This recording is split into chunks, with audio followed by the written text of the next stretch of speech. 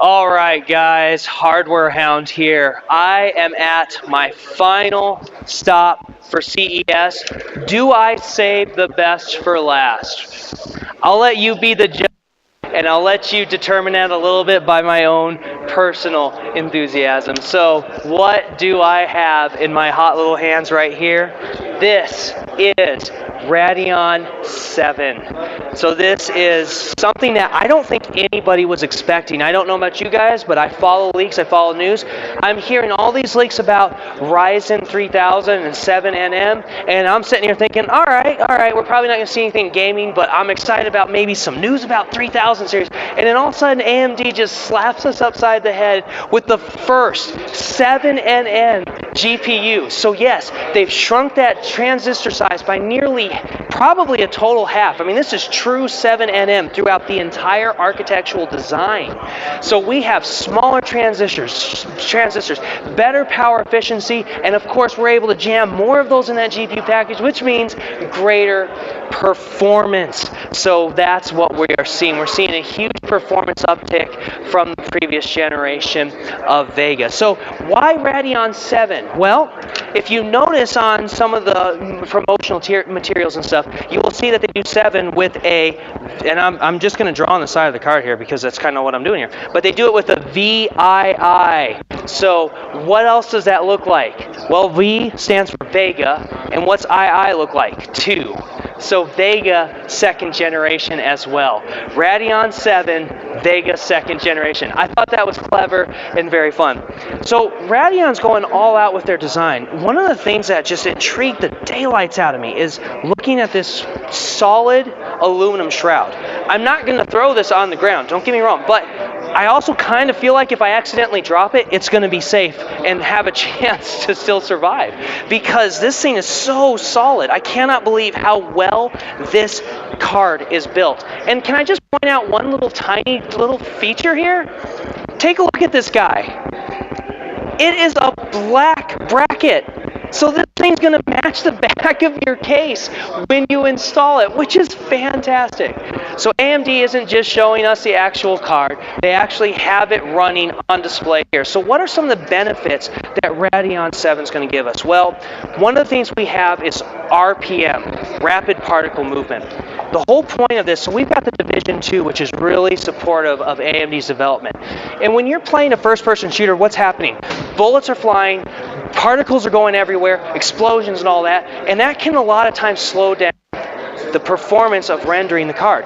Rapid particle movement is supposed to smooth all that out so that you don't get stutters in your gaming. So I'm going to try to get myself killed now, guys. This is Division 2. Here we go. All right. I already did this once, so... All right, if I shoot this guy...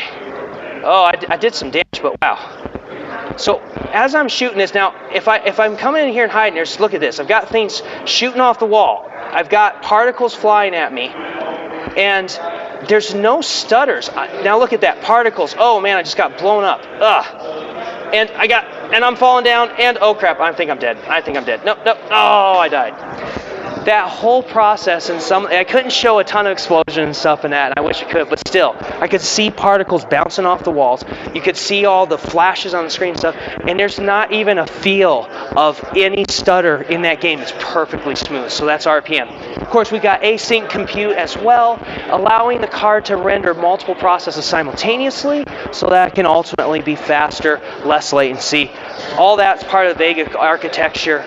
And then here's the big thing, guys. So this card has 16 gigabytes of HBM2, 1 terabyte of memory bandwidth. So you guys who like to play games, but also like to do professional rendering on the side on your desktop computers, Radeon 7 is going to do that for you. It's going to do it better than just about anything in the gaming market, if not better than anything. I mean, this thing is going to be insane rendering capability.